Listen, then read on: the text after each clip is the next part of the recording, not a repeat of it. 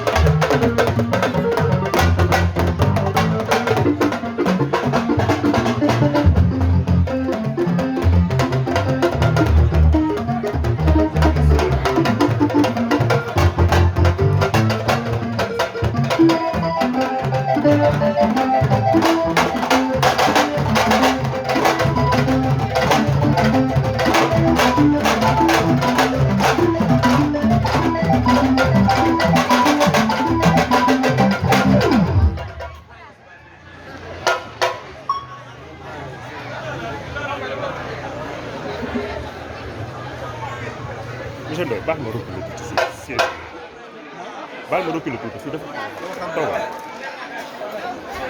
baax na siège bi après je reviens. waaw.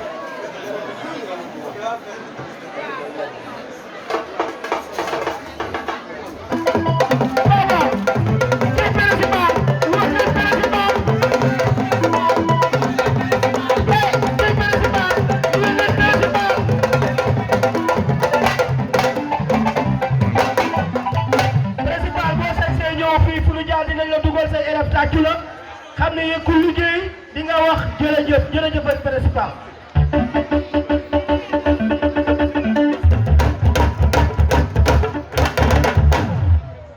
aca parole bango.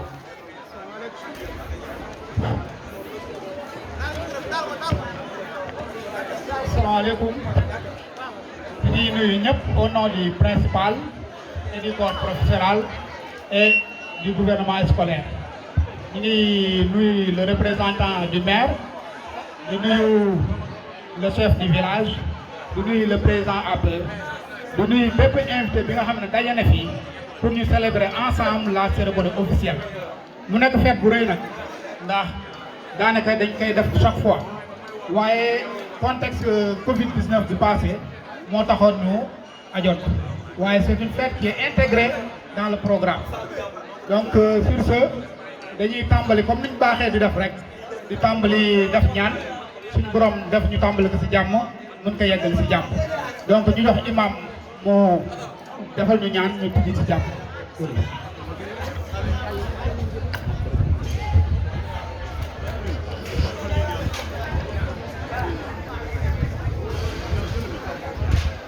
maa ngi lay ziare. waa ndeysaan da ngeen di wax amin fu waay toll ñu ngi def ñaan. tàmbalee ci bismillahi rahmaani rahim tëjee ko alhamdulilah ñu mos a seytaane def Fatiha ayatul kursi Fatiha ak naas tari salaatul Fatiha yal na yàlla defal ñu lu kawe suñu jot sàmm ñu sàmm njaboot bi ci barke yàlla bi yàlla yóbbu ñu tuuti foo ñëwee ci barke yàlla fu waay toll day wax amin rek bismillah. teewlu leen imam may ñu ñaan.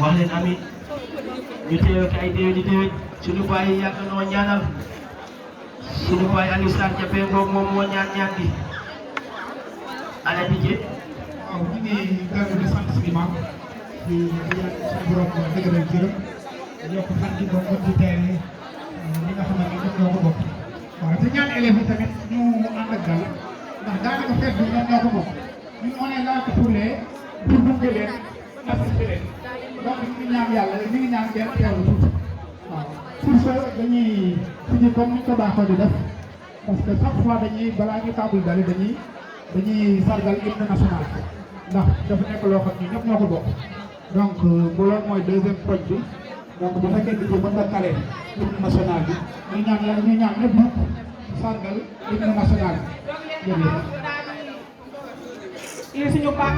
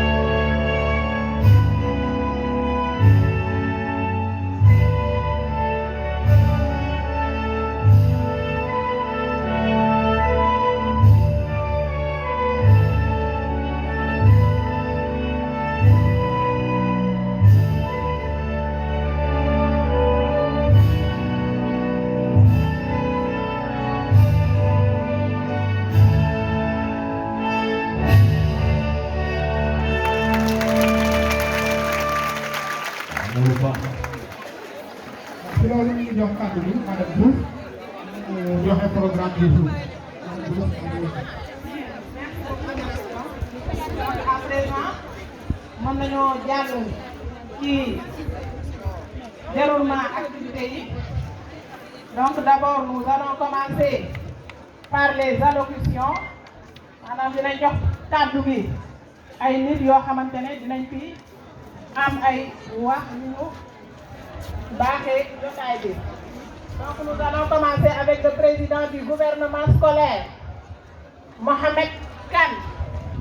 Donc le président du gouvernement qui se prépare. Ensuite nous allons donner la parole.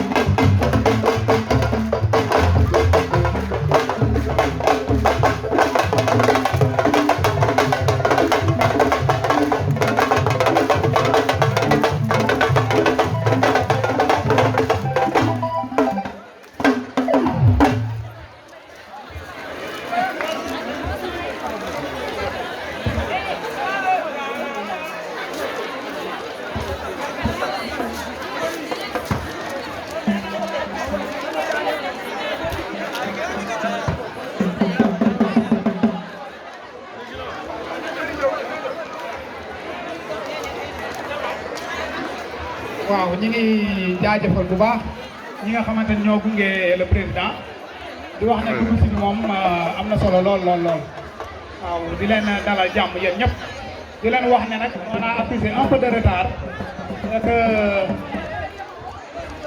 waaw ñu ne dañu accusé benn retard bu ndaw bu ñu jugee ci loolu rek dañuy tàmbali allocution yi le président yegg si na kon dañuy tàmbali allocution yi ñu jox ko la parole mu sànni ci ay kàddu waaw monsieur le président ñu ngi lay jox kàddu bi nga waxtaan ak mbooloo bi wax ak ñoom tey journée bi nan la tëddee ak lan lañ ciy xaar ak taxawaay bi ñuy waa GS am ci journée bi.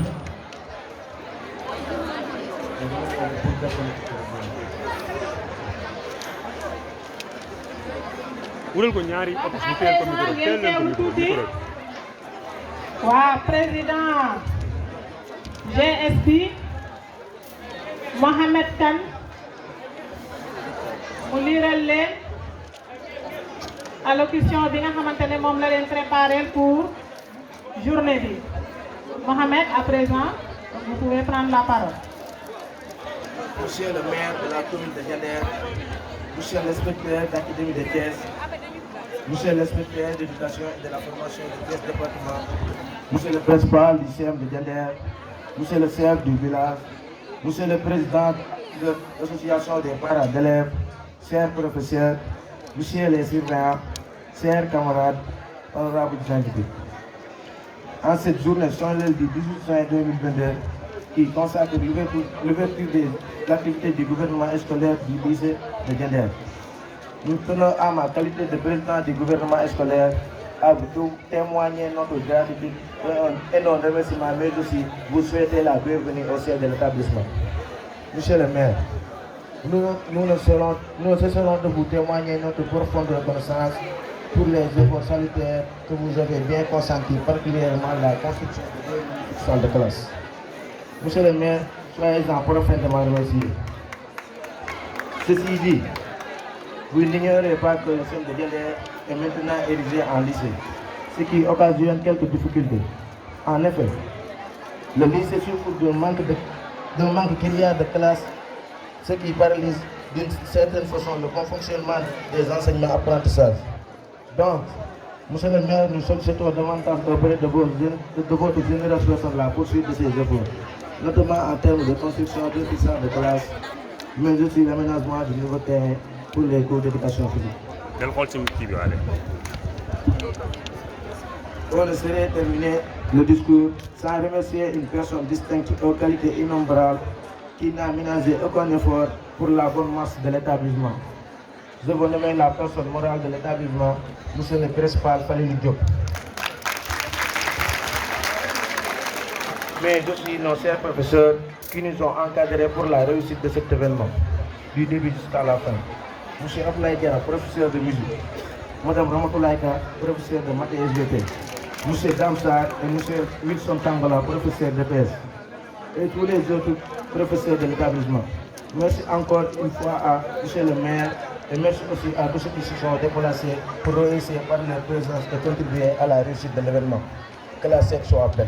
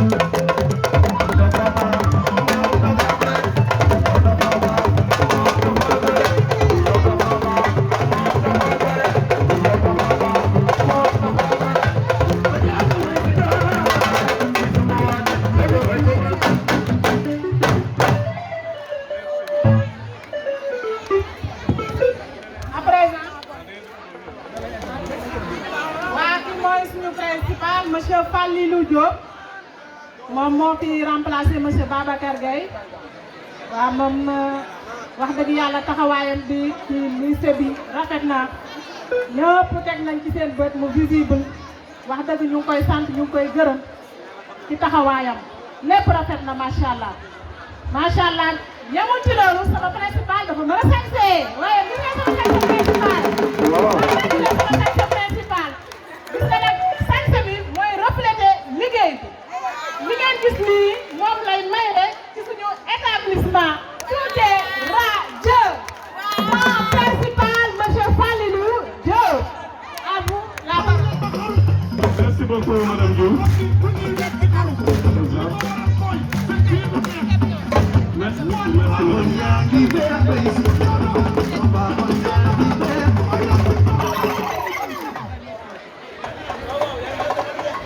Monsieur le maire de la commune de Diender, messieurs les notabilités religieuses et coutumières de Diender, monsieur le président de l'association des parents d'élèves du lycée de Diender et chers parents, mesdames et messieurs les chefs d'établissement, directeurs principaux comme proviseurs du district de Diender, messieurs les membres de l'administration du lycée, chers surveillants, madame, messieurs les professeurs et toute l'équipe pédagogique du lycée de Diender, madame, messieurs les anciens du lycée de Diender, chers élèves, chers personnels subalternes du lycée de Diender, chers élèves, honorables invités.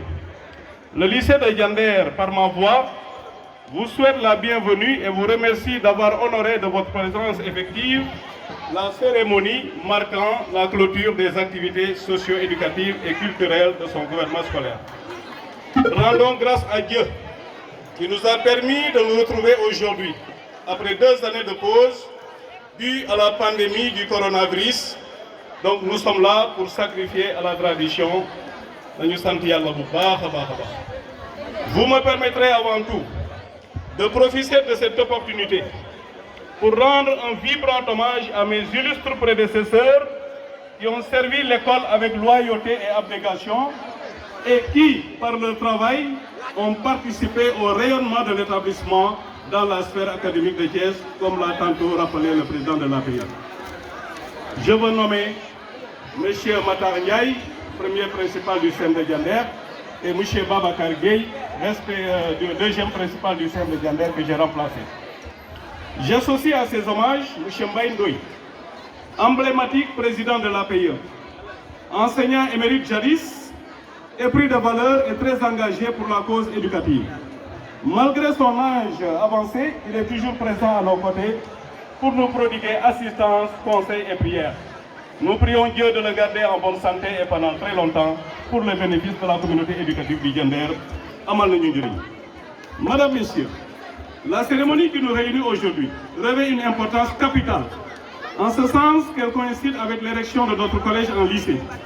C'est un tournant décisif dans la vie de l'établissement.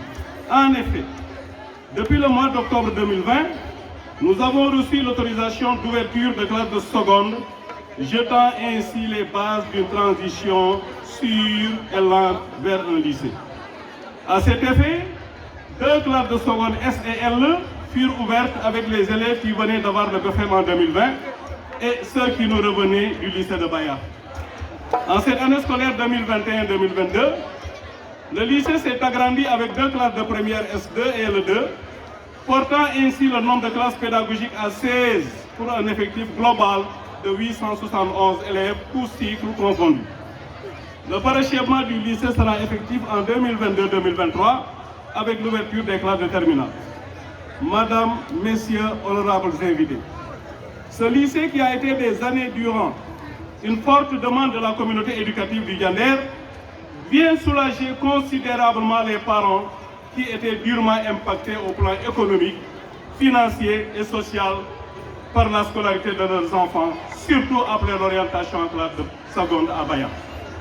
Soulagement aussi pour les élèves qui se sentent plus en sécurité chez eux, mieux épanouis et plus performants dans leurs études. J'en veux pour preuve les bons résultats obtenus par nos candidats au concours Miss Sciences départementale de cette année-ci, où l'élève Khadim Ndoye de la seconde S est classé 2e au niveau départemental. Au Diender, où la même élève Khadindoy, les crêpes du Diender étaient organisées conjointement par les lycées de Kayar, de Diender, de Bayak et de Kermoussa. L'élève Khadindoy s'est encore classé deuxième dans ce concours des crêpes du Diender. Donc félicitations à Khadindoy qui a représenté dignement le lycée de Diender. Le concours Miss Sciences Mathématiques Régionales aussi, il ne faut pas l'oublier. Nous avons l'honneur de recevoir aujourd'hui Mademoiselle Seynabou Diop, qui a été la première dauphine au concours Miss Mathématiques Régionales, qui a été une première dans le département de Thiès, de l'avis de l'inspecteur de l'éducation. Donc jamais l'IEF de Thiès n'a enregistré donc, une place au niveau de ce concours Miss Mathématiques. Donc, pour ne citer que cela, s'y ajoutent les bons résultats du premier semestre 2022, où 219 élèves au moins ont eu le tableau d'honneur, c'est-à-dire une moyenne supérieure ou égale à 12. 219 élèves au premier semestre. Sans oublier le taux de réussite de 67,72% enregistré au BFM 2021. Ces performances, nous les devons à des élèves motivés, à un corps professoral engagé, dévoué à la tâche et très compétent, mais aussi à une administration qui a su les accompagner dans des moments difficiles marqués par des crises sanitaires et scolaires sans précédent. C'est le lieu de remercier tous les personnels du lycée pour leur travail abattu quotidiennement dans des conditions souvent difficiles pour inculquer le savoir à nos chers enfants à venir de la société. Comme le disait l'autre, éduquez les enfants aujourd'hui et vous n'aurez plus à finir les adultes demain. Je voudrais néanmoins vous dire que la tâche qui nous attend est immense et les défis à relever très nombreux. Je voudrais juste attirer votre attention, très chers parents et autorités, sur un fait inquiétant. Avec un effectif qui a presque doublé en l'espace de 2 ans et l'ouverture prochaine des classes de terminale, le lycée sera confronté à un déficit criant de salles de classe et de table-banc. Monsieur le Président du gouvernement scolaire a eu à le rappeler tout à l'heure. Je lance ici et maintenant un appel solennel à l'autorité municipale, à sa tête, Monsieur le maire, que nous remercions très vivement au passage pour nous avoir construit 2 magnifiques salles de classe abritant présentement les secondes et les premières. Monsieur le maire, nous vous demandons de continuer sur cet élan et de nous ajouter avant la rentrée prochaine, si possible, 2 autres salles de classe. Cet appel va aussi à l'endroit des parents d'élèves et aux bonnes volontés de la commune de Diender. Avec l'érection du CM en lycée, une salle informatique construite, équipée et connectée à l'Internet, un terrain multifonctionnel pour la pratique de tous les sports et un laboratoire équipé seront plus que nécessaires aux enseignements-apprentissages. Toutefois, malgré les difficultés, nous nous employons tous les jours avec mon équipe pédagogique, avec conviction, rigueur et rigueur, à relever les défis de l'heure par une gestion efficiente, inclusive et honnête des ressources additionnelles mises à notre disposition. Pour terminer, je tiens à remercier vivement toutes les personnes qui m'ont accompagné avec loyauté dans l'accomplissement de ma mission à Diender. Mission qui bientôt va se terminer. Mention spéciale à mes proches collaborateurs de l'administration, M. Ndoye, infatigable, M. Gakou, M. Goudjabi et M. Amar. Aux professeurs qui m'ont aidé à renforcer mon expérience dans la gestion et le management des ressources humaines. Au chef de village, Baïdaour Ndoye, qui m'a été d'une assistance précieuse. Au gardien, Amadou, qui fait un homme sérieux, un homme discipliné et un homme d'une grande loyauté. À tous les ouvriers aussi de Diender avec qui j'ai travaillé, les maçons, la famille Ndiaye, Sek Ndiaye, les plombiers, les peintres, les carreleurs, les électriciens, les menuisiers, les soudeurs métalliques, etc. Donc l'expertise locale de Diender, je les remercie. Donc vous comprendrez aisément pourquoi je les cite, parce que tout au long de mes 3 années, je me suis attelé à réfectionner cet établissement. À mes enfants et chers élèves, je vous demande donc de redoubler d'efforts. Après cette pause, cette récréation, bientôt les compositions du second semestre et l'examen du BFM.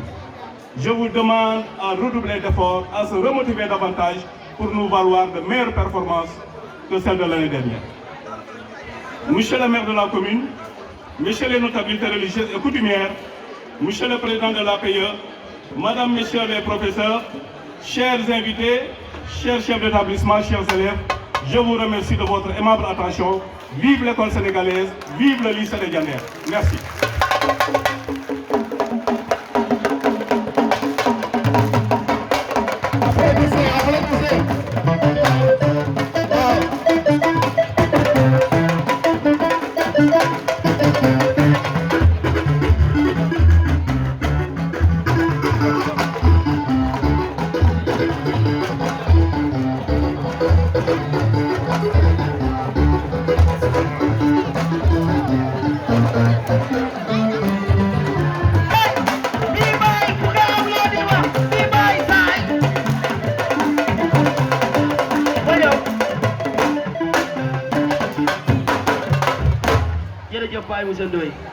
asalaamaaleykum mbooloo mi maa ngi nuyu ñëpp képp ku fi teew rek maa ngi lay nuyu di la gërëm di la sargal nuyoo bi nag maa ngi ciy jiital monsieur le principal Falilou Diop di ci teg l'équipe pédagogique jàngalekat yeeg surveillant yeeg mati gardien kontaan nañ ci ñëpp mais dinaa def tuuti historique yi lycée wala CEM bu Diender CEM bu Diender mu ngi ubbi ay buntam 2006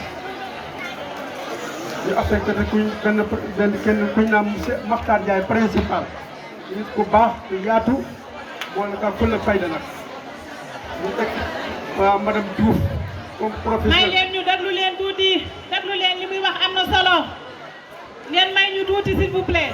ñu teg ci madame Diouf ñu ngi nii taw sama kanam di wax teg ci monsieur Ngom ak monsieur Lim nga xam ne actuellement mu ngay jàngale Tivaouane ak benn surveillant bu ñu naan monsieur Fall ñu jàngale fi njàng mu rafet ba 2010 CEM bu Diender moo jël premier ci BFM